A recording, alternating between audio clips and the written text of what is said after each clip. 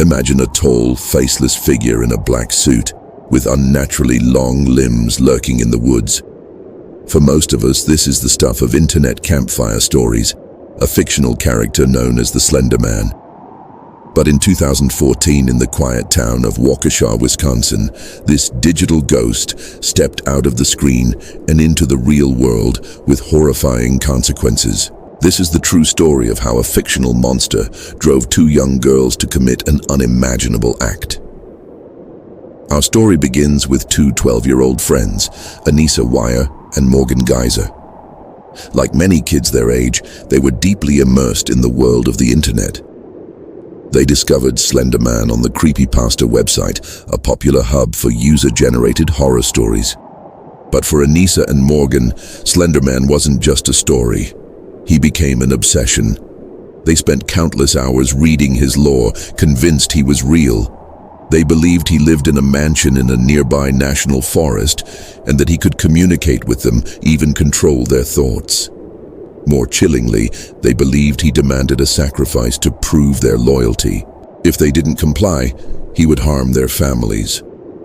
The target of this dark fantasy was their friend, Peyton Leutner, also 12 years old. The three were having a sleepover to celebrate Morgan's birthday. The plan was already in motion. On the morning of May 31st, 2014, Anissa and Morgan lured Peyton into a local park. They told her they were going to play hide-and-seek. In a wooded area, their twisted plan unfolded. Morgan, encouraged by Anissa, stabbed Peyton 19 times with a kitchen knife. Believing their gruesome task was complete, they left her there, alone and bleeding, and began their long walk to find Slender Man's mansion. What happened next is nothing short of a miracle. Despite her severe injuries, Peyton managed to crawl out of the woods and onto a nearby path. A cyclist found her and immediately called for help. She was rushed to the hospital and, against all odds, survived. Her first words to the paramedics were to tell them who had attacked her. Meanwhile, Anissa and Morgan were found walking along a highway miles from the crime scene. They still had the knife with them. When questioned by police, their story was chillingly straightforward. They admitted to the attack, explaining that they had to do it to become proxies of the Slender Man and protect their families from his wrath. They showed no remorse, only a firm belief in the fictional creature they served. Their statements revealed a deep detachment from reality, a condition later described by psychologists as a shared delusional disorder. The case sent shockwaves across the country. How could two young girls be so influenced by an internet story that they would attempt to murder their friend? The trial that followed was complex, focusing on the girls' mental states. Both were charged as adults with attempted first-degree intentional homicide. The key question was not whether they did it, but whether they were mentally responsible for their actions. Expert testimony painted a picture of two troubled girls.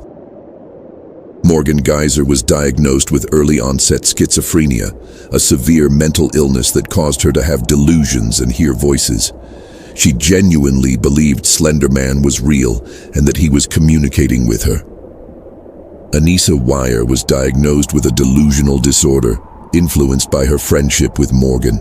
She became caught up in Morgan's fantasy world, and their shared delusion reinforced itself until it became their reality.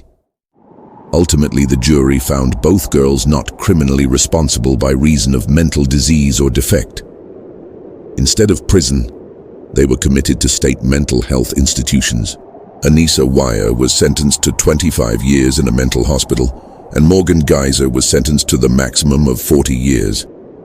The court's decision acknowledged that this wasn't an act of simple malice, but the tragic outcome of severe, untreated mental illness colliding with a powerful internet myth. Years have passed since that terrible day. Anissa Wire was granted a conditional release in 2021 under strict supervision. Morgan Geyser remains in the care of the mental health institution, and Peyton Leutner, the survivor, has shown incredible strength. She has spoken publicly about her ordeal, focusing not on the horror, but on her recovery and her future. She's a testament to human resilience. The Slender Man Case is a haunting, modern-day cautionary tale.